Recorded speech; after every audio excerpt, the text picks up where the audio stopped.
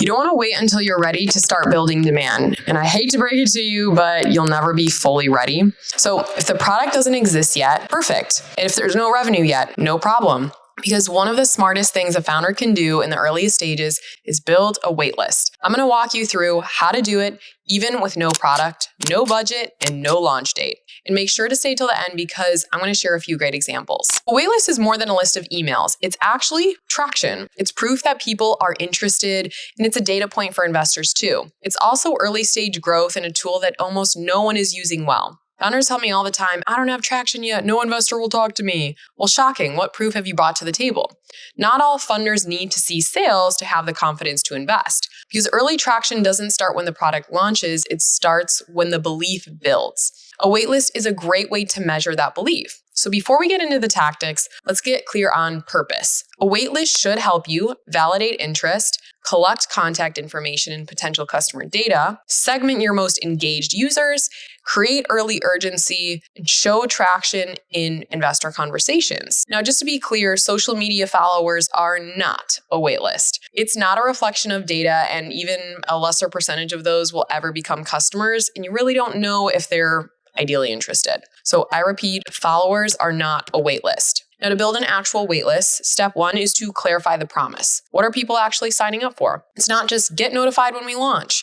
It can be first to access, or join our founding user group, or get early pricing. The more specific and valuable the offer, even if it's small, the stronger the opt-in. Even if you don't have the full context of it, think of it as an easy first value prop as to why they'd want to share their information. Step two is to create a simple landing page. So tools like Tally, Typeform, Lovable, or Notion can work. You'll want to keep it clean with a headline, subline, 1 to 2 benefits in the form. You can leverage specific waitlist hosting and growth tools like waitlister.me, Viral Loops, and others. CRM platforms like MailChimp and HubSpot also offer hosting. And you can launch the waitlist before your full company website.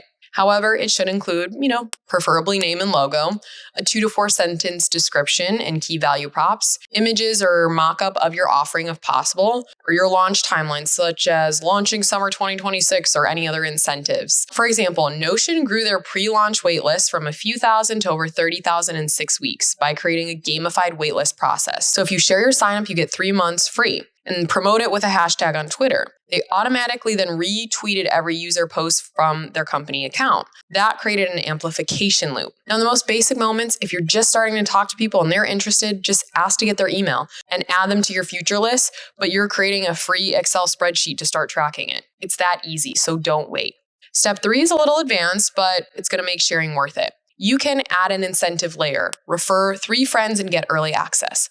Top 50 on the list, get our launch pack. Or answer these 5 questions to get X benefit. So you can start to inquire about your customers' interests and collect more data and build momentum through the list itself. So step 4 is to start talking about it. You don't need a product to start creating content. Share the problem you're solving, document the build, post in a bunch of free founder groups. You can partner with micro creators and show up where your early adopters are hanging out. There are a ton of these free startup communities that you can post in or ask for feedback in. Some common mistakes I see founders make with waitlists is making it all about the product. People are going to be buying the outcome, not the specifics of the product. So lead with the problem you're solving. You don't need it to be perfect, even in terms of photos or a demo. I see the mistake of not even emailing that list, so don't wait to talk to them. Show the behind the scenes or start with just going out once per month. And don't forget to include urgency or incentive. Give a reason for people to sign up now. Building a waitlist doesn't require money, followers, or a launch plan. It just requires the willingness to talk about what you're building before it exists. Because traction isn't just about revenue, it's about belief.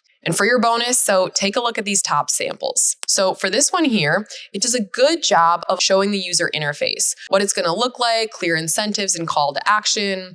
And then for this example, it's clean, simple with the logo, one-liner, and explainer with basic product imagery to set the tone. Now, here in this scenario, it's very simple and you can even keep your waitlist as a QR code on your home screen. So when you meet people, you have a quick call to action, you pull it up. Now, this company took it to the next level. Once you're signed up, check this out. They've got people ahead of you and they're gamifying it so you feel encouraged to share with friends and even get additional incentives for an early access offer. It doesn't need to be this next level to start. You just have to start. And you can iterate from there. Remember, you'll never be ready. There will never be a right time, and you don't need your product or a perfect website to get going, because a waitlist can be a great first sign of early traction. If this was helpful, hit subscribe. Every week I share strategies to help early stage founders get fundable and raise capital and build traction without waiting for perfect timing.